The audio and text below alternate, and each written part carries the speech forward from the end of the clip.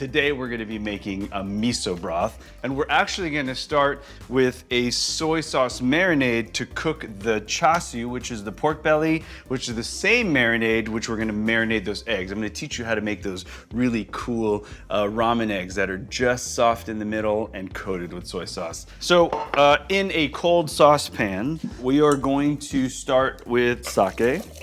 And you know, a lot of Japanese chefs work in formulas, right? Meaning I'm gonna go about 2 parts sake to 1 part soy, which makes it really easy to kind of think about measuring, and then the rest will be sugar because I want a balance of flavors. We've got the flavorings, and now we're gonna need the aromatics.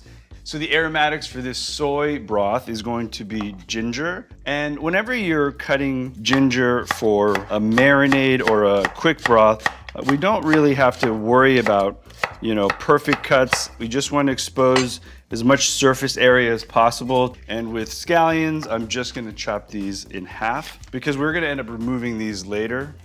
Ginger, scallions, and then finally a little water to dilute and give me more base for the bellies and the eggs. So we're gonna get the soy broth overheat. We wanna dissolve that sugar, and then we're gonna divide it in half. Half this broth is going to be for the pork, and the other half is gonna marinate the eggs. And I'm gonna show you how to make those really cool ramen eggs that you see. It's a very fun little tip. What I'm gonna do is insert a little pin inside the bottom part of the egg. And when I mean bottom, the wide side, because an egg kind of tapers into kind of like a point. We want that bottom side. And all I'm gonna do is take a little pin to the top of that and then poke a little hole. There's a natural little air pocket in there. And what I'm gonna do is relieve the pressure from that air pocket. And also this allows the hot water to get in there to help kind of poach that egg out. So that's all we're doing. We're gonna do that to every single egg, and you won't lose any egg that way. That's gonna get the hot water in there and allow you to make a perfectly boiled 6-minute egg. Once I poke the air hole in, I'm just going to lower the eggs into boiling water for 6 minutes. That's gonna give you that soft yolk in the middle without the yolk setting up. And I'm actually dropping these eggs right in from the refrigerator. No need to room temp them. That soft, creamy center of the egg is a 6-minute egg from a cold egg in the fridge. Eggs are cooking away for 6 minutes, and I'm gonna separate half this soy broth now to marry those peeled eggs in, and then use the other half to start poaching the pork belly. I just warmed this broth enough to dissolve the sugar. I'm gonna be pulling half of it out for the eggs and cooling it. All right, so soy broth is good for eggs. I'm gonna start working on the pork belly. I'm trying to be thoughtful about order of operations. I wanted to get to the raw pork at the end so I don't cross-contaminate. And we're gonna start poaching this in the liquid. You may see pork belly in ramen that's rolled. You can absolutely roll this and tie it and poach it, but I actually like the planks when you see the planks of pork belly. You may know the word char siu from Chinese roast pork. It's the same concept, except this is the Japanese method of braising char siu versus roasting it as they would in Cantonese cuisine. These need to braise for about 2.5 hours. You have 2 choices. They can go stovetop, or you can cover them tightly with foil, put it in like a 325 oven for about 2.5 hours, and you're golden. So we're set up for miso broth, but first I want to spend a second on the eggs. After 6 minutes, these eggs are done, and what I want to do is stop the cooking process as fast as possible, which means an ice bath. So these will go into the ice bath. We'll let those chillax a bit until they are room temp, and then we'll peel them. So here in the center of my board, I've got the broth that we made that the pork belly is simmering in currently. I have peeled the eggs that we've cooked for 6 minutes, and look at how gorgeous these eggs come out when you poke that little hole and you cook it just for 6 minutes. So these are gonna swim right in that soy broth. And what it's really doing at the end of the day is just creating flavor for that egg and making them nice and beautiful, because after they live in that broth for, and I would recommend at least 10 hours, check that out, man. Look at the difference in color. You can't oversteep because you're not cooking anymore. You're just creating a beautiful, what I call a soy ramen egg. We're gonna need the soy eggs in a minute to finish this ramen. For now, let me actually get you into the miso ramen broth. I've got 3 pots on the stove. I just wanna explain what they are. This is the pork belly that's simmering away, I've got a center pot to actually cook the ramen noodles, and this is the little saucepan we're gonna be building our ramen broth in. I'm heating this saucepan up. I'm gonna put just a tiny bit of high temperature oil in there just to saute the pork up. So ramen is supposed to be a rich, luxurious dish. I'm always looking for a fattier ground pork. I like to brown this pork because it builds more layers of flavor. Caramelizing basically pulled all the sugars and those meaty, smoky notes out. So this is going to be the base of our ramen.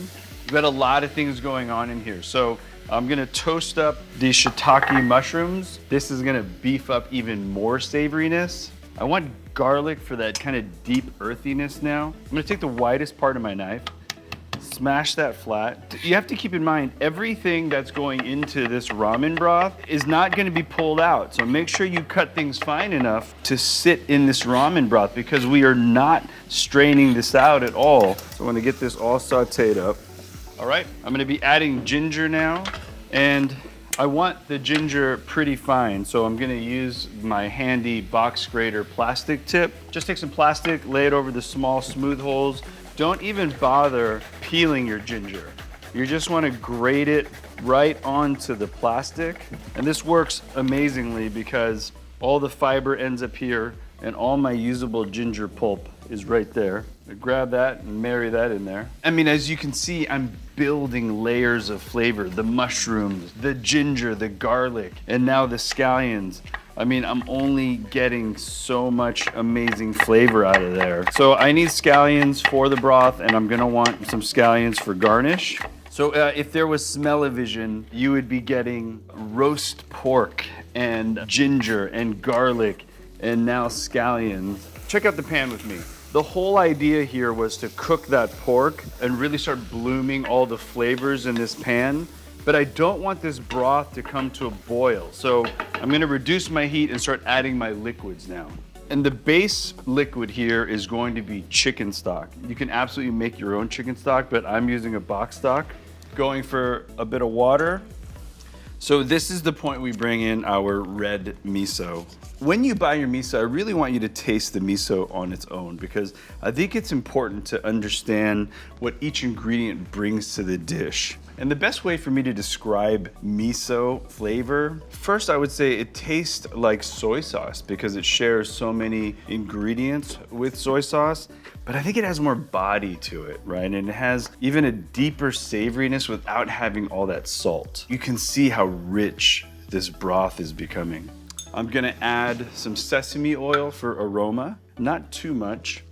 And I like the spice of a chili garlic sauce. So with the chili garlic sauce, you can see the connection between cultures with chili garlic sauce, with soy sauce, the ginger, and the noodles. It's a pretty amazing story, kind of similar to sushi because sushi was actually a Chinese way to preserve fish, and then the Japanese took it and made it this amazing phenomenon. This is mirin, which is a sweetened rice wine, which gives you a very kind of nice tone of sweetness. I'm gonna be adding white pepper, salt, and then one more hit of sweetness to balance out all those flavors, just a little bit of sugar. I know it seems like there's a lot of ingredients, but ramen I think is part alchemy, part art, as much as it is, a culinary feat. The last ingredient I'm gonna add is our kombu. I want you to remember this. Boiling is the enemy of kombu, so there's a specific reason I'm putting it in at the end. As the temperature rises, I do want to cook all the ingredients in here, but I don't want to cook the kombu too much because the flavors you're trying to get out of kombu are those outer layers of that kind of dried natural sea salt. You don't want to get down into the green because it starts to taste a little too strong. Let me show you what the kombu looks like and the actual parts of it that I'm trying to extract flavor from. So this is a big kelp leaf, and as you can see, these dry, beautiful, almost sea salt patches on here, that and the outer layer is the flavor I'm trying to extract. Whenever you cook any of my recipes, taste the ingredients by themselves. To understand what they add to the dish. I mean, It's like part sea salt and amazing amount of savoriness, and that's what we're going for right here. So I'm just gonna break a bit off, and I'm gonna add the kombu to the broth, and we're just gonna let that simmer. Remember, the enemy of kombu is boiling. So this is gonna simmer for a few minutes. I'm gonna cook my noodles off, and I'm gonna pull this amazing dish together. Ramen bridges two culinary cultures that I'm fascinated with. One I come from, which is the Chinese, and the other I grew up cooking, which was the Japanese. You know, Chinese American kid going to Japanese culinary school and cooking Japanese food. This is the dish that bridges it. You know, I've always been in search of the perfect char siu. And in my Chinese side makes red roasted sweet char siu. The Japanese training has taught me how to make, you know, this perfect ramen char siu. When it comes to making broth, all these ingredients are shared between two cultures. It's very similar to cultural anthropology, right? I'm obsessed with understanding the cultures better through trying to find the best version of the dishes. The miso ramen broth has simmered for about 10 to 20 minutes. I have noodle boiling water going. I want to cut my char siu and get that ready. Look at that. Oh yeah, that's what I'm talking about right there. So with the char siu, you could actually cool it and hold it in the fridge and cut it as you're using it. I'm gonna be using it fresh right out of the pot. And what I'm gonna do now is just slice a few tiles off to prepare it for the bowl. And I'll probably do 3 to 5. So 4 is a bad luck number in China and Japan. I can't help it, I'm sorry. Whenever there's char siu, I need to eat it. Noodle water's going. These are fresh ramen noodles. You can find them at the store. If you're using dry, that's okay too. If you're in a pinch, any egg or wheat noodle is gonna be fine. I'm gonna load an order into my noodle basket. That's gonna go right in. So these noodles will cook for about 2 minutes, and I want them on the al dente side. So we're getting very close to plate up. I wanna set up my bowl and my garnishes. This is your last chance to finalize your ramen broth, so give it a good taste and adjust as you need here. There are all those layers of the herbs, spice, and sweetness, so it's gotta be a very balanced flavor. Noodles are in, we're gonna ladle in the warm broth, and I'm gonna leave the kombu and the mushrooms in the broth. I'm not serving those, but those are gonna continue to give flavor to the broth. Let's lay in the tiles of pork belly. I'm gonna show you that soy egg. And I've actually taken these out of the fridge and let them warm up a little bit. Don't put them in the ramen super cold. So I'm just gonna slide my knife in. That's what I'm talking about. I'm gonna tuck those in. A little bit of bean sprout, scallions, and I like to finish with nori. And just kind of like a little deck of cards, I'm just gonna tuck it right in there. Just a reminder, friends, this recipe is better the next day, meaning the char siu can be cooled, served the next day. The eggs also marinated for the next day. And the longer this broth goes, the better. And you've actually learned 3 recipes in one. The ramen eggs are fantastic for breakfast. The char siu can be for anything for noodles, fried rice, or eaten over white rice. And this broth is just a fantastic base for anything you want to eat with it. Don't be jealous. The crew is so mad right now, you have no idea. Stews are very light, bright, tomatoes, veggies, things like that. So my gumbo is gonna have that, but it's gonna start with that traditional base, what they call in New Orleans the Trinity. I guess it's the Trinity in our culture too. So gullah cooking is all about one pot dishes. It's about evoking flavor with little to nothing. And the reason for that was to make something that could last. A soup can go a long way. A stew can go a long way. I'm gonna head over to my stove here and make the roux. And a roux is just basically flour and some type of fat. It thickens it up, it gives it flavor, it gives it color. I got about a cup of canola oil. You need an oil with a high smoke point because it burns quickly. And the thing about a roux is you gotta stand by that pot. 1 cup of flour. Break down the oil in the flour. I have my Dutch oven on about a medium-high heat. And what I'm doing right now is actually burning the flour and the oil. I know that sounds crazy, but that's the start of a roux. You gotta brown it. But for a gullah gumbo, it's gonna be on the lighter side because I'm not cooking the roux as long. but it's still gonna have lots of flavor. And I'm starting to see that peanut butter color that I'm looking for. And it's just basically that flour is just, you know, browning with the oil. So keep scraping. And if you start to see that it's burning a little too quickly, turn your heat down just a little bit. And we're almost there. All right, I'm gonna add my veggies in now and cook my veggies down with the roux.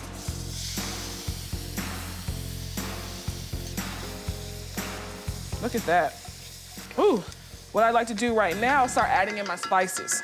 A few pinches of salt, black pepper. And because it wouldn't be me if I didn't add my house seasoning, some smoked paprika, onion powder, garlic powder. All right, so I'm adding a pinch of mace. Mace is almost like nutmeg. It smells like nutmeg, it's very bright. And if you can't find mace, you can always use nutmeg. A pinch of gumbo filet. Gumbo filet is ground sassafras plant, all right? I'm gonna add 2 bay leaves in there. Now I'm gonna grab my garlic and tomatoes. And I like to add in my garlic and tomatoes at this point because I don't want to cook out that garlic flavor. I want it to be really pronounced in the gumbo. And tomatoes cook down fairly quickly, so I like to add it in at this point as well. Now for the liquid. I'm gonna add in about 3 cups of seafood stock. So just about this whole box, leave a cup. I'm also adding about 3 cups of chicken stock. And the reason I'm mixing the stocks is because I'm adding smoked turkey and I'm also adding seafood. Gotta add the shrimp. It wouldn't be gullah if I didn't. All right, I'm gonna bring this to a rolling boil. I'm gonna also add smoked turkey wing. My grandmama and them always added some type of smoked meat to help enhance the flavor of whatever stew they're making. Okay, so I'm gonna let this go uncovered, just let it simmer. After an hour, I'm gonna add the lima beans. I'm gonna let the lima beans cook up in this. And then last but not least, you know I'm gonna throw in some shrimp. Of course, I'm gonna add traditional gullah crab rice to the top of that gumbo. I'm gonna heat up 2 cups of chicken stock because it infuses flavor into the rice. This is about half of this box. For every 1 cup of rice, you use 2 cups of liquid. And it's important to rinse your rice. Let me tell you why. You gotta get that starch off the rice. Once my water runs clear, you know you got most of the starch off. My stock has come to a boil. I'm gonna add my rice, bring it down to a simmer and cover it. All right, while that goes for about 15 minutes, I'm gonna cut up my Trinity. Got a tomato I'm gonna use a little later, and of course, garlic. Crab rice tastes just like it sounds. It's crab meat and rice. Now we like to use blue crab claw meat because it evokes more of that crabby flavor. If you wanna be traditional, you gotta use claw meat. And if you wanna go old school, you'll sit there and crack some blue crabs and add that meat into the rice. That's how my great-grandparents used to do it, okay? Got about half of this bell pepper that I'm dicing up finally. All right, add it to this bowl. And I got 1 clove of garlic, of course. Y'all know I like my garlic. You know what, to make life easier, I'm just gonna add the garlic to the veggies right there. Right now, there's so much flavor going on here, everything is just gonna meld together, it's gonna be awesome. Let's get this veggie sauteed. What I like to do is start my crab rice with a little butter and oil. I like to use the combination of 2 types of fat. Butter has a little bit more water content. So to really get a nice fry on my veggies, I like to add oil. And while that's getting hot, it's been about 15 minutes. Let's see if the rice is done. My rice is nice and fluffy. Let me tell you another secret to getting the perfect fluffy rice. After it's done, you turn the heat off, put your top back on, and let it steam off the heat. Your rice will be nice and fluffy and not overcooked. Let me add the onions, the garlic, and the celery. A little salt to draw out some of that water. Ooh, smells so good. All right, so I'm just cooking it till it gets a little softened and the onions turn translucent. I'm gonna take my rice, add the rice to the pot. My grandmother and my mom, they call everything in the house a pot. Even though it's a pan, it's a pot. Get all the crusty stuff. We're almost like making fried rice. Turn my heat down just a little bit. I'm gonna grab my crab meat. This is a pound of crab claw meat. To really get that crab flavor, you gotta use the claw meat. I'm gonna grab some of my house seasoning, 2 heavy pinches of that. And last but not least, tomatoes. A pop of freshness. It's gonna also give it a pop of color. Crab meat, rice, bell pepper. I tell you, this is a meal in itself. Let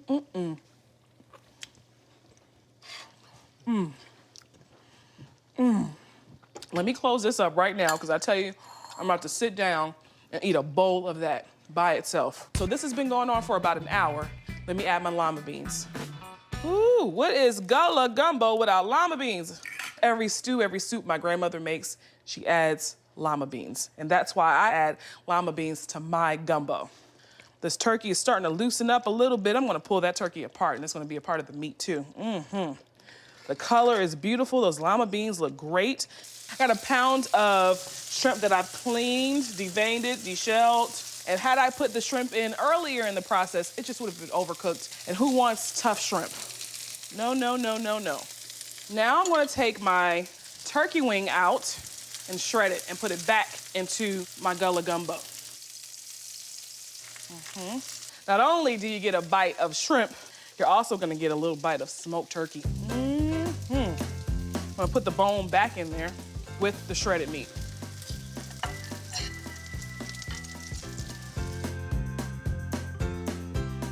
Super decadent macaroni and cheese. So I have a box of elbow pasta. Now this is traditional and Southern macaroni and cheese. You can use whatever pasta you have on hand, but I like elbow because it just holds that cheese up really well. And the little crevices it creates with the cheese and the little butter goes through the pockets. You can't go wrong with elbow pasta. I'm going to boil this for 7 minutes until it's al dente. And I got some cheese to shred. All right, so I have sharp cheddar and extra sharp cheddar. I'm hand shredding a pound of my sharp cheese, and I'm going to cut my extra sharp cheddar cheese into blocks. It's my grandmother's recipe, but of course, it wouldn't be me if I didn't add my little flair to it. Right, let me pause, my pasta is ready.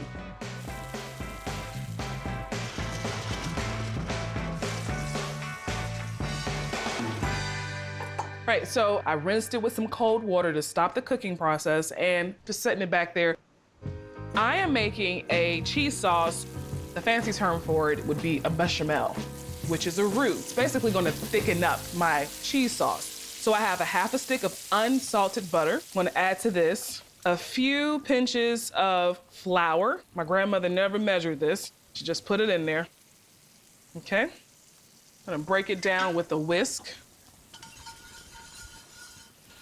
So now I'm gonna add 2 cups of whole milk. All right, now I'm gonna use a half a cup of heavy cream. Bring this to a rolling boil. It should slightly thicken up as the heat rises. I'm gonna add my sharp cheddar cheese now. I reserved a little bit because I like to top it right before I put it in the oven.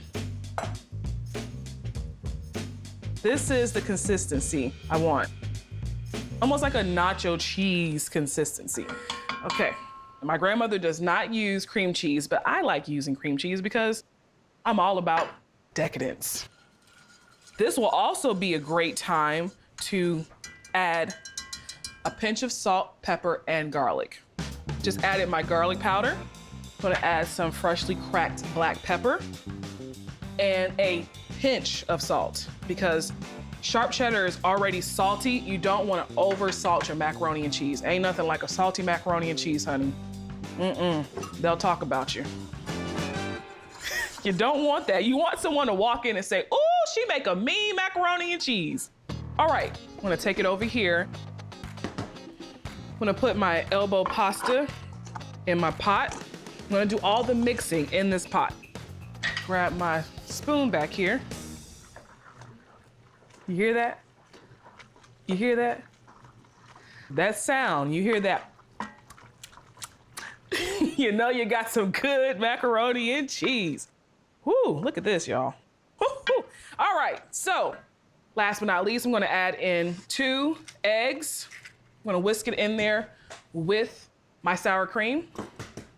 I find that sour cream just elevates that tanginess from the extra sharp cheddar, so I like using that sour cream in there. And this is what makes Southern macaroni and cheese different from other macaroni and cheeses. It's the egg. It's what's gonna hold the macaroni and cheese together.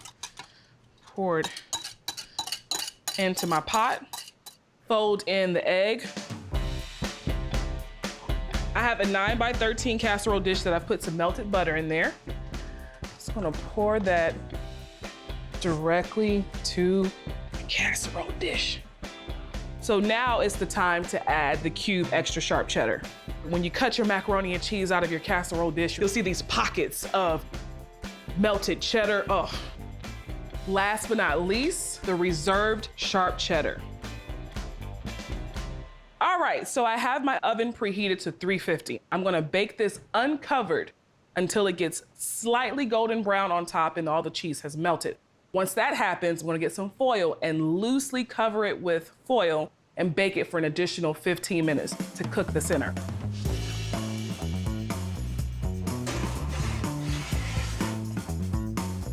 I'm pulling out my macaroni and cheese. Ooh, I tell you, it smells delicious. You wanna see it? Look. Look at that. It looks like my grandma's. It actually looks a little better. It looks good. Grandma, you didn't hear that. Yours is still good. On the bacon, center cut bacon, whatever you like. This is about a pound. I'm gonna take about half of it, give it a nice little dice, and don't go too fast on this. I've got the pan down on low because I don't wanna burn the bacon. I just wanna let it slowly render down because I'm gonna use some of the fat from this bacon when I actually go ahead and cook some of the other ingredients for the stuffing. Okay. Next piece. Corn muffins. Well, you know, you probably have a big thing of corn muffins that you've made. You got a couple that are sitting on the counter and haven't been used yet. The muffin is actually gonna work like kind of like the stuffing in a Thanksgiving turkey. So, the oven's been preheated to about 275, 250, and we'll let these dry out in here for a bit. Now, after I pop this in the oven, we're gonna start on some of the key ingredients, and one of those is going to be this red onion and some of these jalapenos. Now, half of the jalapenos are gonna go into my meatloaf, and the other half are gonna work into this cornbread stuffing. Oh, you can smell that bacon just working over here. The bacon in the cornbread could be a meal in itself, but we're gonna put it inside of a meatloaf. That's the crazy part of it. Now that's in, and I'm just finishing up these beautiful bell peppers here, and I've got some garlic done and a little bit of jalapeno. Now what I've used is I've taken this bacon and cooked it down, and I've got some of the rendered fat from that, and that's gonna help me actually cook the red bells, some of this diced jalapeno, and I need to take about a third of this garlic and add this to the dish as well. There we go. And we'll let that all work together. Now on this side here, I'm gonna take about another third of this garlic that I worked, and we're gonna get that in there. We're not gonna do the standard same old meatloaf with just ground beef. Ours is actually gonna have a real nice incorporation of some ground pork into this bowl. Here's what we're gonna work with first. First, we get in the ground beef. This is an 80-20, meaning 20% fat, and a lot of times you'll see people that are going 90-10. On something like this with the meatloaf, we do wanna have that fat in there. Got 2 pounds of the ground beef, 1 pound of the pork. Now we go in with a little bit of dry mustard, some ketchup, about a 1/4 cup of that, Worcestershire sauce, kosher salt, a little fresh cracked black pepper, those fresh herbs that I did, and here's where the eggs come in. I'm gonna crack 2 eggs, 1 I'm gonna save for the stuffing, and I mix these up. That in. And remember, we were letting the veg, the peppers and the onions and the garlic take a little time to mellow out over here. We don't want to put them in too hot because if they go in too hot, they can actually start to cook some of that egg and some of the meat before we even get started. Now, you won't see it often, but you're going to see it now. When we go to meatloaf, we have to de-bling, okay? Because we're going to be getting our hands all the way down into this, and we don't need it there later. Here we go. You can smell those peppers and onions right off the bat. There we go, nice and light. Just want to make sure that we incorporate all these ingredients together. It's just how it should look. Okay. Get a view on that one? Now this cornbread's been in here at about 200, 275 degrees, and it's going to be the basis and the foundation that's going to soak up all this great flavor and moisture out of the meatloaf. Great, those are done. Now, working to my side, I've got the bacon, I've got the peppers, the garlic. That's gonna all come together. And I've got one more egg here that I'm gonna add into this mixture. That spoon, oh. And the crunchiness, you can hear the corn muffins kind of starting to absorb some of the moisture, and you could smell it all tying together. I mean, just a spoonful right now would probably do me good. All right, and that's mixed nice. Look at that. Okay, now I put them all together. How do I put them together? Well, I've got a sheet tray here lined with little parchment paper because we're gonna have enough moisture this is not gonna stick, but we don't want it sticking to the pan. The parchment paper will be a nice barrier. About 2/3 of the meatloaf comes out, and this is where we're gonna make our foundation. Okay, so we run it long ways like that, maybe a little bit more.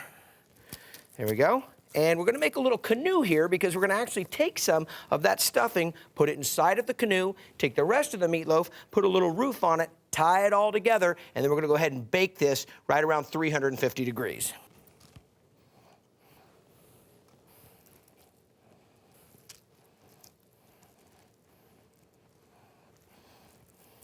Ah, look at that. You wouldn't even know that it's got stuffing and cornbread in it. I'm gonna pop this in the oven for about an hour and a half at 350 degrees. We wanna check the temperature, make sure we're going in the right direction, and then also top it. So let's see where we're at. Not all the way to the bottom, right into the middle. Yep, right about 140, 145, perfect. Now on top of this, we're gonna hit it with a little sliced cheddar cheese. Now we didn't do this right at the beginning because the cheese would have all melted off. Great. Back into the oven for about another 5 minutes. There we are. Okay. Oh, it smells incredible. Now, and I've got a great plate picked out for it. Oh, it's a big one. Oh, look at that. Look at that. It smells even better than it looks. And let's see how this is gonna look separate. Oh my gosh. One of the most popular salads we ever made at Bear for Contessa is wheat berry salad. So the first thing I did was cook wheat berries. It's the kernel of the wheat, and I cooked it for 45 minutes until it was just tender. I'm just going to drain them. This salad was actually first made for me by Brent Newsom, who's a wonderful caterer in East Hampton, and an absolute doll too. So put these in the bowl, and then I'm going to add lots of things that have lots of flavor. First thing is, I'm going to saute some red onions. I use red onions because it's a little sweeter than white onions. 2 tablespoons of olive oil. Heat up the olive oil a little bit and add 1 cup of finely chopped onion, red onion. I'm just going to cook these for a few minutes until they're tender, not until they brown. In the meantime, I'm going to do a little dressing for the wheat berry salad. So I need 4 tablespoons of olive oil, which is also 1/4 cup. And it's great to do the dressing while they're warm because it really absorbs into the wheat berries. And 2 tablespoons, or 1/4 cup, of good balsamic vinegar. A little salt and pepper.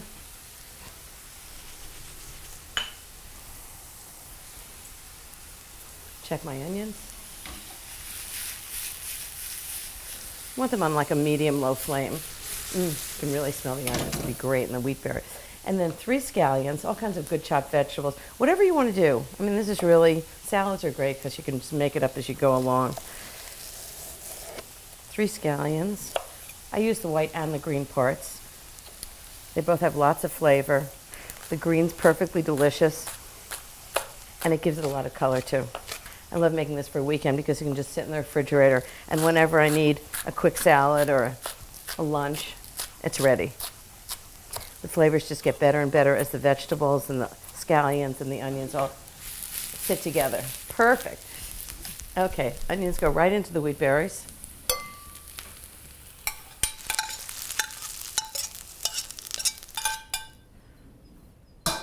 Toss it together. You can see how when the wheat berries and the onions are warm, it really absorbs into the middle of the wheat berry. Okay, 3 chopped scallions right into the salad. Gets your eyes, but it's good. 1/2 red pepper. I mean, if you have a yellow pepper around, you can use that too, but 1/2 red pepper's classic. This is one of those great salads. You can add anything you like. If you find something in the refrigerator that looks like it'd be good in it, just chop it up and try it. It's nice to dice this neatly so you get really nice squares of pepper.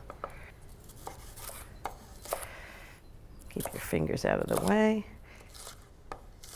Okay. Red pepper and some carrot. This is not just a healthy salad, but it's a really satisfying one. All the crunchiness and the wheat berries have sort of a nutty flavor, and vegetables and the balsamic vinegar is sweet and tart. Okay, in goes the carrot. And I'm just going to let this sit and marinate. Let the balsamic vinaigrette get into the wheat berries and the vegetables. Let's see if it's got everything it needs. It's just delicious. I know why it was one of our most popular salads. Okay, I'm just going to let it sit here, and I think I'll check in with TR, see what he's up to.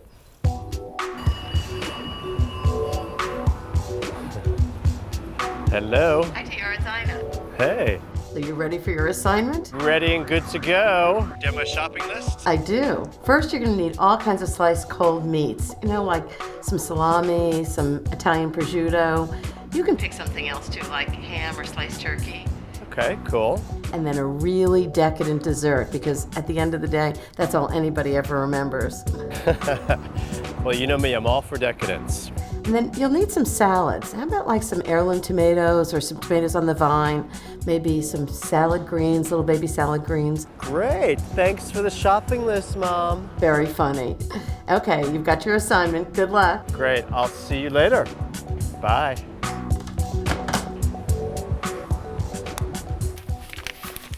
I love to make chicken pot pies on the weekend because I can assemble them and then bake them off whenever I feel like having them. I think we might have it Saturday night, but it depends on how the weekend goes. So the best way to cook chicken for chicken pot pie is to roast it. I've tried it many different ways, but I find if you do it with the bone in and with the skin on, it stays really moist and it's the most flavorful. So I have 6 chicken breasts. These are huge chicken breasts. A really good butcher.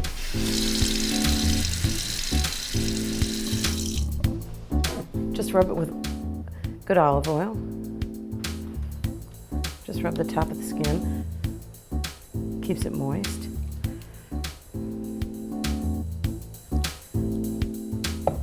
Sprinkle with salt. And some pepper.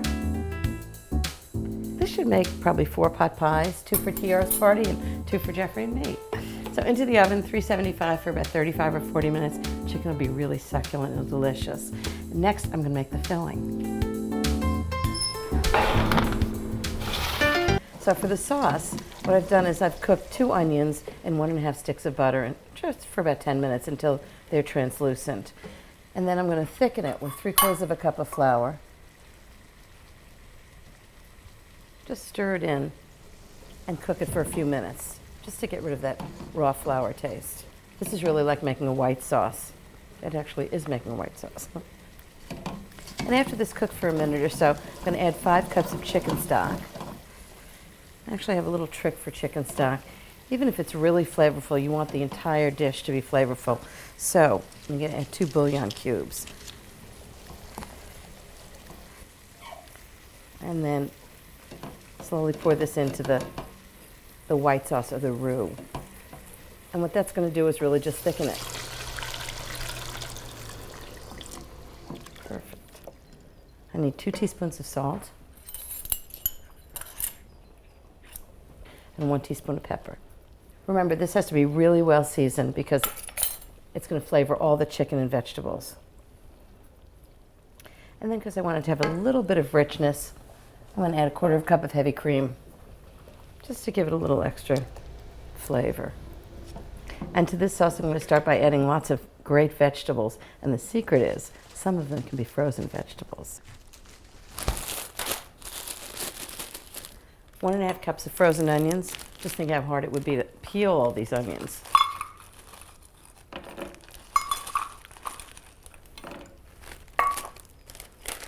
10 ounces of frozen peas.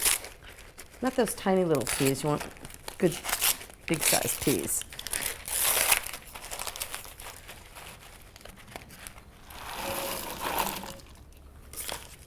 And I've blanched some carrots. 2 cups. And some fresh parsley. And the last thing is chicken. So 5 cups of cubed chicken that have been roasted on the bone with the skin on to keep them really nice and succulent. Put it in, just mix it all up. Oh, this looks great. So that's the chicken pot pie filling done. And all I have to do is roll out the crusts. Okay, last part of chicken pot pie is putting the pastry on. I actually made pastry for something else and just froze this pastry so it'd be ready whenever I needed it. And I defrosted it in the refrigerator. You don't want to defrost it at room temperature because you need it to stay really cold. So I'm just going to leave the dough there for a minute. So I'm doing individual pot pies, so I'm going to put them in oven-proof ramekins. This filling looks gorgeous. Big chunks of juicy chicken, carrots, whole onions. Now they need a crust top. So I'm just going to roll out the dough. Cut it in 4ths. Now, if you don't even have time to do the dough, what you can do is get some frozen puff pastry and defrost it in the refrigerator and use that instead. It's light, it's wonderful, and it's really easy. So I'm just going to roll each one of these out into a roll, maybe about an 8-inch round. Flour everything, including yourself. Let me move this over a little bit. When you're rolling out dough to make a round, you want to keep turning it. Roll it from the center out to the edge. This is nice dough. You just want to keep it moving, make sure it never sticks to the board. You can roll it on wood, but if you have stone, it's even better. Right on the counter. Okay, now the secret to the dough sticking to the dish is just do a little bit of an egg wash that you're going to use on the top anyway, around the edge. It makes it a little wet. So just put the dough on top. This is obviously a little too big. And you just want to trim the dough so that it's about 1/2 inch bigger than the bowl. Doesn't have to be perfect. Nice country, homey, rough edge is nice. Just like that. Okay, and then just stick it to the edge of the bowl. And it'll stick because of the egg wash that you put on it. Now just egg wash the top.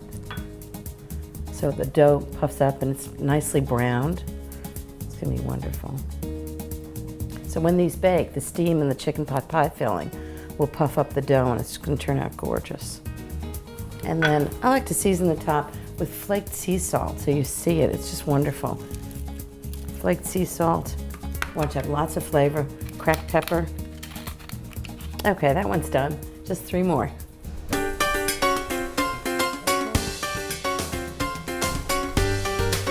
I don't even bother crimping it, just press it right down.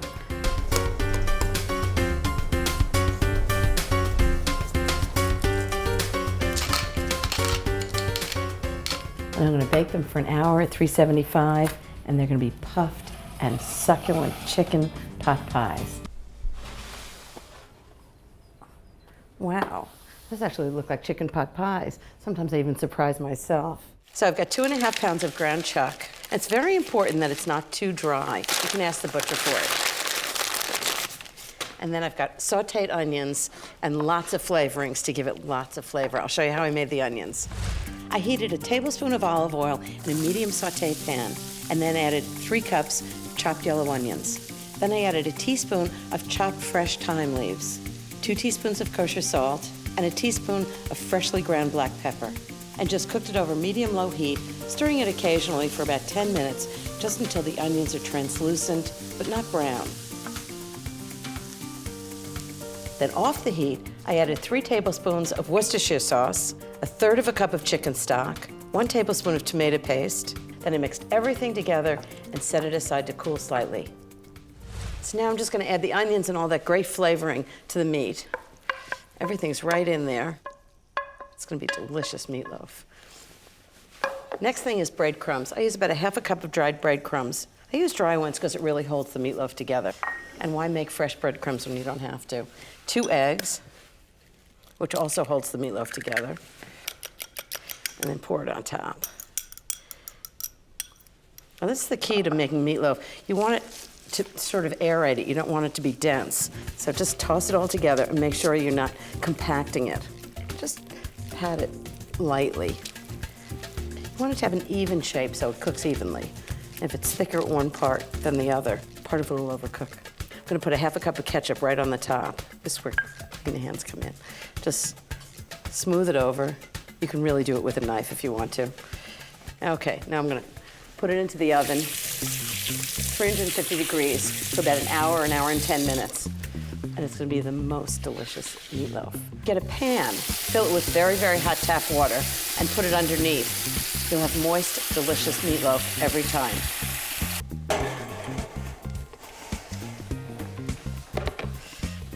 And the way I can tell whether it's done or not, it needs to be about 155 to 160 degrees, instant read thermometer, and you just put it right through the end. It's the best way to make sure you get the center of it. A little garnish, make it look better, and a little taste to make sure it tastes good. Now, what beginner wouldn't want to make meatloaf? It's so hugging. It's on every bistro menu in the world. This is my classic French onion soup. Yes. Of course, Oui. chef. Katie, Yes. my sous chef. You're gonna get one of the most important components of this dish is the baguette. Boom. Tell me, is that baguette fresh It is. and It's hot? warm. It is warm. Still. All right. You can Très use bien. stale baguette. That's fine. But I love On a starting with bias, fresh bread or- because it's a kind of subtle bias. And we're gonna Subtle plate it bias. with a tremendous amount of oil for that. A little thinner than that, if you don't mind. And then both ends, and we're gonna stick it in the oven for, a little bit till it's nice and golden and toasty, okay? That's easy breezy. We're going with that. Now let's go with the onions here. Nice white onion, okay? Nothing too sweet, just a nice utility onion, holds its shape, caramelizes well, and that's what this recipe is all about. Slow, low caramelization of these beautiful, naturally sweet onions. All right, so what we did was peel it, have it this way, right? So you get this kind of French cut, some might say, of an onion. This kind of holds its shape. We've talked about it. Not too thin, not too thick. And we're gonna cut it kind of pole to pole after cutting it through the equator. Okay, you gonna longitude it. Yeah, longitude, After you latituded it. And then we're gonna top-down cuts from the tip to the stem, okay? The root to the stem. Now we have this big bowl of onions. We have a large enameled cast iron Dutch oven here ready to go. The biggest, the most robust pan you have. This is when you use it. 4 tablespoons of butter. Melting it nice. Got my wooden spoon here. And we are going to add these onions. Okay, about a pound of onions in there, and this will cook down tremendously. To this, we're gonna add some salt, a little kosher salt, not too much, just to kind of lightly help start weeping it all out. But again, salt is the enemy of caramelization because it draws out all that moisture.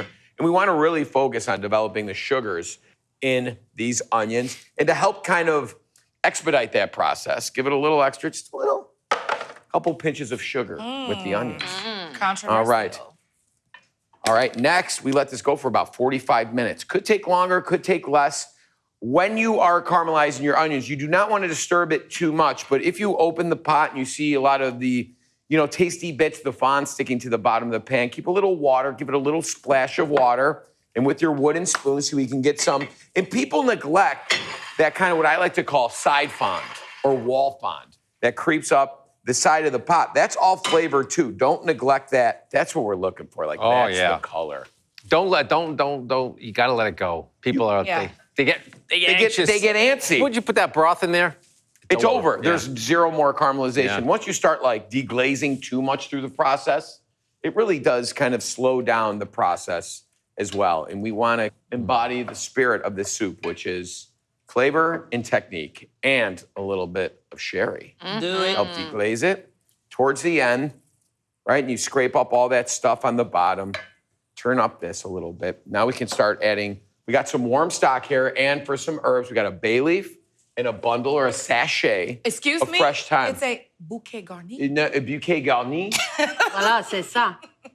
A sachet is in cheesecloth usually. So Correct, you are Amanda. correct that we get a little bit, but it's easier to pick out. It's not just for looking pretty. It's for function too. Just like you, Jeff. Very nice. Nobody's like, that guy's pretty. Nobody said that about me. Jokes. Even with the neckerchief? So again, we want to kind of cook out that alcohol, let this intensify, let all those onions soak up that sherry. Next, some warm beef stock. Look at that. Boom. Same thing. Right? I should have poured it from the side. Like, Yeah, like I was the getting water- some ice water at the saloon. So we're gonna let this come up to a simmer. Look how simple this is, right? Simple. It's all time and technique and cutting the onions right, just putting enough of everything, not too much of everything in there. And what we're left with after about another 30, 40 minutes is the base of a great French onion soup. What we want to do is fish out. Le bouquet garni. Yeah, into the bowl. All right, this is ready to go. Katie, I will bring the horse to the water, if you will. Okay. And our toasts are a little done, a little Toasted. crostini there. I like to give a little kind of centrifugal stir here so I can scoop up and get an even ratio of broth to onion. Oh, that's a good one. You know what I mean? Instead of just like 'cause dipping sometimes from I'll the just go in and bottom. get the glop of onion and then go in there for some of the liquid. That's very smart, Jeff. You We'll want give it a little this. swirl. A little swirly. And I like to go fairly to the top because, again, the cheese. I think the onions are the true star of this, but man, we want to structurally build this, so you might need a little more in there. These are big old crocks, but you need the handle on here. Yeah. You can use a ramekin at home. You can use like an oven-safe bowl. Or I'm sure you can find these online for. It's kind of like a very- Moscow Mule. You need the vessel. You need the vessel, Yeah, right? just to One feel of those like you're things doing that it. like Yeah. you find on sale, and when you find it, buy it. Yep. Even if you're not planning on making the French onion soup right away, just buy it. There's also a certain. I also put like cheese sauces in there. Like Yeah. I do nacho sauce, like individual nacho sauce. You Oh, can that's a good reuse idea. those French I think onion there's a bowls. look to French onion soup that's almost as important as the actual soup. Yeah. It's got to look like he's gonna do it. I know what he's gonna do. Oh, you know. I mean, You gotta smell of complete the it. You sherry. can't Yeah, like the half. mess on the half- edge. Yeah, you can't do it half baked. Hey, now we're gonna full bake. Oh these. yeah, there we go. Throw Look at a this. couple croutons. Really on the important top, right here. Do it. Right? Without submerging like that. That guy went for a dip. I'm gonna change him out. I did not. He just ate. You gotta wait an hour. Hey, I don't Boom. blame him. He wanted to get in there in that soup. That's right. Yeah. Yeah, Jeff. I gotta do two sheets. have Oh, to. it's You got have to to. have gotta a do thick two. layer of cheese You on need there. it. Right on there. It's a must. So What kind of cheese? Anybody want to guess? Gruyere. Gruyere, of course. You could substitute nothing. Gruyere is available everywhere, right? The deli sliced or the sheets of it that come pre-shingled, if you will. Totally worth it because it's going to make your life easier and an even melt, which, let's check on these, huh? Where do you put it? What kind of oven? Why? So we are going to put it on a sheet pan. Yeah. As many bowls as you need at a time. Don't just loosey-goosey this to the oven, okay? You want to keep it on a sheet. I'm going to need another rag. Give me that, man. I thought I was going to be all swollen showing off for you guys, but this is a two-handed job. You'll see why. Oh, meh, get, oh. Bon Dieu. That is it. That's the promise. Yeah. Look at that. I'm just going to. Wow. Look at that. Look at that. Bucatini al limone. We have a bucatini. I have it in salted water, a little olive oil, a few slices of garlic, pepperoncini, some pepper. Okay, we're just gonna stir this around. I'm going to add lemon juice, lemon zest of 3 lemons. And what I'm gonna add to that is just a little pasta water. Now I'm just gonna put that right in the broth. So we have the pasta now, it's cooking into this, a little bit of butter. To this, we're gonna add some fresh green beans for a little color. It's pecorino romano, but I've really grated it, and then we're gonna toss it in. You wanna toss in cheese always 1 or 2 times. Okay, a little bit more, and I think we're good to go. Pasta al limone. Chicken noodle hot dish. It's basically tuna noodle casserole, but instead of tuna, I'm using chicken and adding in all of chicken's flavorful friends like lemon, nutmeg, dill. The kids love it, and so do I. It's so good, and it also comes together all in one braiser. To start, I'm slicing up some leeks, which I love to use just as a change up from the typical yellow onion. It adds bright, springy flavor. And leeks are fun to wash because, they actually have a lot of little layers that sand and dirt get trapped in. So you've got to fully submerge them in the water. And then when you do that, it's really soothing to poke the rings apart. You can already see some of the sand coming out. But this would also make a great activity for the kids. Bernie particularly loves cleaning. She didn't get it from me. And then swish the leeks around, breaking the rings up with my fingers so that the sand and dirt can fall to the bottom. Okay, I'll get my veggies going. So in my brazier here, I'll melt 4 tablespoons of unsalted butter. I'll get in my carrots and celery and then lift out the leeks. I don't want to strain them and pour the dirty water back over them. Shake off any excess moisture and then add them to the pan. A couple of pinches of salt will help the veggies soften, and I'll cook these down. So I thought of this concept because I'm on this everlasting quest to experiment with all the hot dishes in the world. And I was just dreaming one day about chicken noodle soup and how delicious it would be to add all of the flavors of chicken noodle soup into hot dish form. And it occurred to me that like, oh, that's basically tuna noodle casserole, but with chicken. I love this. These are softened. I'll toss in a couple of cloves of chopped garlic. I'm gonna make my sauce directly in the brazier by building a roux with a 1/4 cup of all-purpose flour. And that's gonna thicken up my chicken stock and get that classic condensed soup texture. I'll cook the flour for about a minute just to get rid of the floury flavor. Typically with a hot dish, you're opening up a can, but it tastes really good when you make it from scratch. A bit of fresh thyme contributes some cozy herbiness. I'll grate in some nutmeg. Nutmeg and lemon are 2 of the sleeper hit ingredients of chicken soup because they don't steal the show at all, they just add depth and deliciousness. All right, now for my liquids for the soup, I'll first add the white wine because you want all that alcohol to cook off, and it'll leave behind just a bright acidic flavor that balances out all of these other cozy flavors. Hot dish has so many creamy, hearty elements that you want to balance it out with something bright and acidic. I'll gradually add 3 cups of low sodium chicken stock and allow the roux to thicken it. And now you gotta have cream in condensed cream soup, so 1 cup of heavy cream will give this the richness that it deserves. Oh, it's all coming together. This is gonna be so good. I'll season with kosher salt and black pepper. I like a lot of black pepper. A tiny bit of lemon zest and lemon juice will perk this up. I always add this right to the end of my chicken soup. And some parsley and dill for freshness and grassiness. Oh yeah, look at that deliciousness. And it came together quickly too. I feel like I could manage making this during the very short overlap between Bernie and Ira's nap.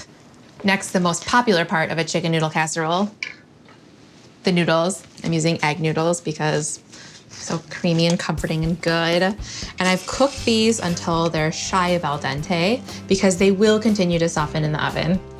Chicken soup with mostly noodles. I'm here for this. And for the chicken, I'm just using a chopped rotisserie chicken. Rotisserie chicken has so much flavor in it already. That is a full casserole. Some peas, one of Ira's favorite veggies. They're so teeny and perfect for her teeny hands. They're frozen, but they'll thaw once they hit this hot mixture. I'll fold this all together. Okay, at this point, it's really important to check for seasoning and also taste test. It's looking too good. You have to make sure that there's enough salt in it.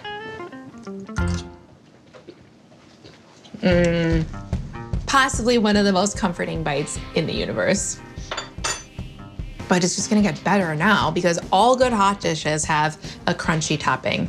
I'm gonna get crackers and drizzle them with butter, which will help them get brown and crisp in the oven, and then perform the holy grail of kids' cooking tasks.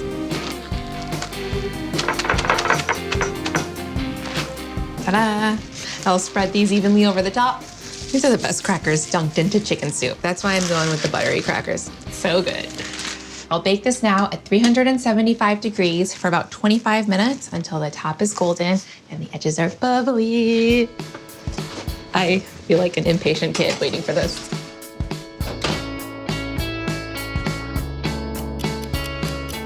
It's hot dish o'clock. Oh yeah. That looks so good. Those buttery crackers smell heavenly. I'll finish with fresh parsley and dill.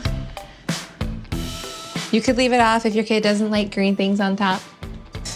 I'm going in. I gotta make sure it's okay for the kids.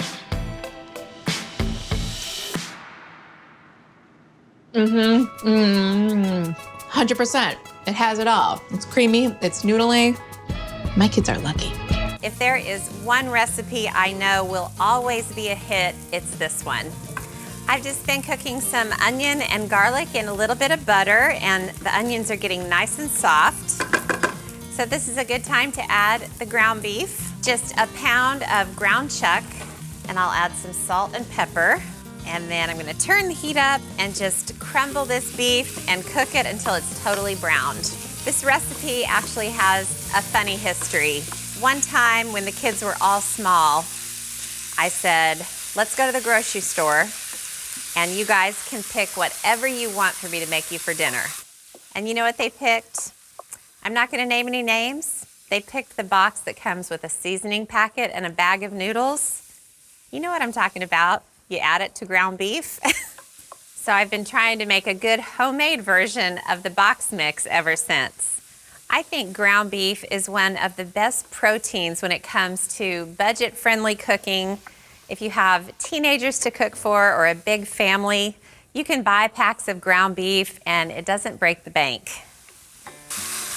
Okay, that is totally browned. So I'm gonna add a good spoonful of tomato paste. The tomato paste just adds a little bit of richness to the sauce. So I'm just smushing it around on the skillet, mixing it in with the beef. And then remember that box product I told you about?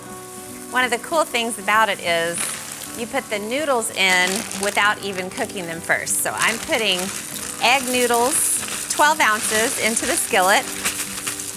Now for the liquid, I'm gonna add about 2.5 cups of low sodium beef stock. And then I'll add a teaspoon of smoked paprika, a good squeeze of grainy brown mustard. Trust me, this is all gonna make sense before too long. A few dashes of Worcestershire sauce. Then I'm gonna add a little more pepper because the noodles and the beef definitely need it. I'm gonna stir it. And then I want the noodles to have enough liquid to cook. So I'm gonna add some hot water, about a cup to start. And while it's cooking, if it looks like it needs more, I can splash in a little bit more. And then stir it and make sure all those spices are worked in. So I'm going to reduce the heat to low, and I'll put the lid on. And I'll just let it simmer for 12 minutes, stirring it a couple of times along the way. Okay. It's time for the big reveal. Let's see what happened in here. Oh, it looks wonderful. Now you can totally serve it as it is now. It's pretty much finished, but I like to add just a little bit of creaminess. So I'll add some sour cream, and how much you add is totally up to you. It just depends on how creamy you want things to get. And just a splash or two of cream. It's sort of a stroganoff idea, but more budget friendly.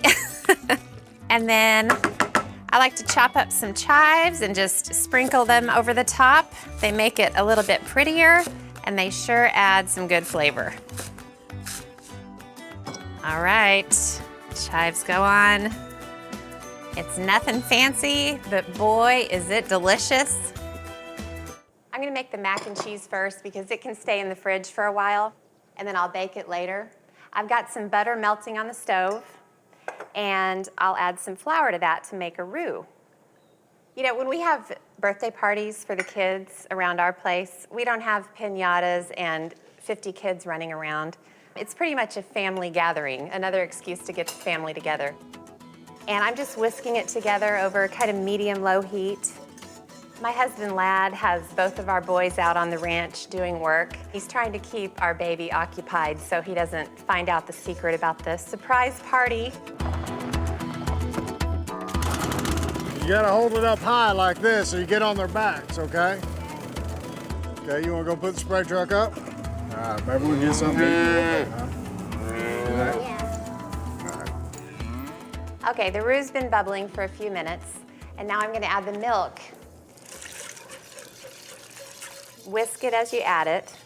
Now this needs to cook for a good 5 minutes to bubble up. So I'm gonna add the macaroni to the boiling water. I'm making 2 pounds of macaroni noodles. Don't be alarmed, I have a really large family to feed. And then to this white sauce, I'm going to add some dry mustard. I really like the flavor of dry mustard, so I add quite a bit. I'm adding 4 teaspoons, but if you're not quite sure how you'll feel about it, add 2 and then give the white sauce a taste and see if you like it. Then you can always add more. Now, as if the white sauce isn't rich enough, I'm gonna make it just a little bit richer by adding some beaten eggs. And it just kind of takes it over the top and makes it ultra decadent. But before I add the beaten eggs to the hot white sauce, I need to temper the eggs a little bit. So while I whisk the eggs, I'll just drizzle in some of the hot white sauce. And just like you don't want to jump into a freezing cold pool, you don't want to pour beaten eggs into a really hot pan of sauce or they'll turn to scrambled eggs. Whisk the white sauce and just drizzle them in slowly.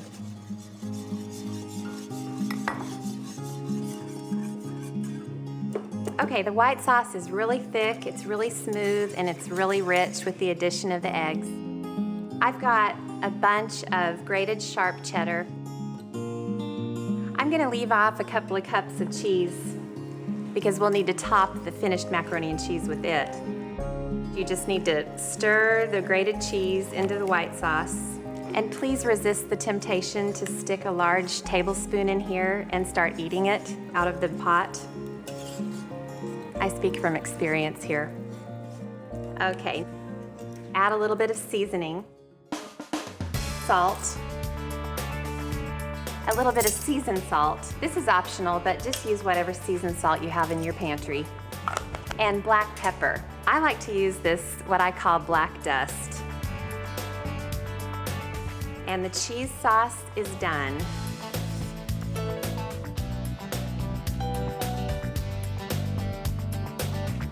And in goes the macaroni. This is pretty much all I ate for the first 10 years of my life. It's the only reason I grew as a child, because I ate macaroni and cheese. Okay, just stir it, make sure all the macaroni is evenly coated. Oh my gosh, this looks so good. Can I borrow a fork?